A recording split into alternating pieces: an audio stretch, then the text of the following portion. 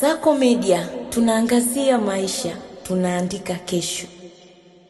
Watu 10 wamefariki dunia huku wengine 18 wakijeruhiwa katika ajali barabarani iliyohusisha basi la abiria aina ya Mitsubishi Fuso mali ya kampuni ya Bilmawio kugongana uso kwa uso na lori la mizigo aina ya Howe lenye tele mali ya kampuni ya Kikori. Magari yote mawili yaliteketea kwa moto baada ya ajali hiyo.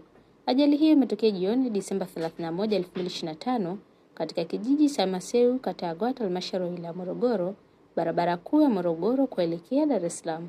Basi la abiria lilikuwa likiendeshwa na dereva aitwaye Swaleh Adams likitokea kituo cha mabasi yaenda mikoani Msamvu, Morogoro kuelekea mkoa wa Tanga, huku lori la mizigo likiwa na shehena ya mbolea likitokea Dar es Salaam kuelekea mkoani Mbeya. Kwa mujibu wa taarifa ya jeshi la polisi mkoa wa Morogoro iliyotolewa kwa vyombo vya habari, walifariki dunia ni abiria wa basi hilo, wakiwemo wanaume 4 na wanawake 2. Majeruhi ni 18, wakiwemo wanaume 9 na wanawake 9, ambapo watoto ni 5 kati yao wavulana 3 na wasichana 2. Taarifa hiyo imeeleza kuwa chanzo cha ajali hiyo ni uzembe wa dereva la lori la mizigo aliyefahamika kwa jina moja la Abu, mkazi wa Msoga Chalinze mkoani Pwani, anayekadiriwa kuwa na umri kati ya miaka 26 hadi 28.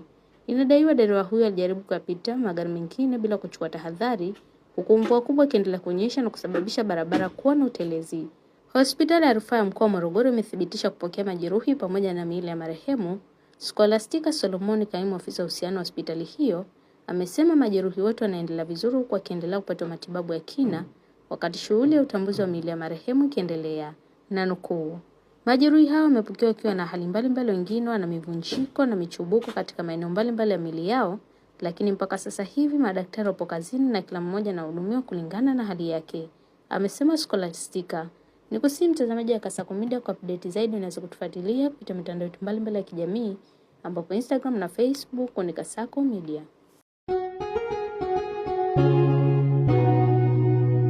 Kasako Media, tunaangazia maisha, tunaandika kesho.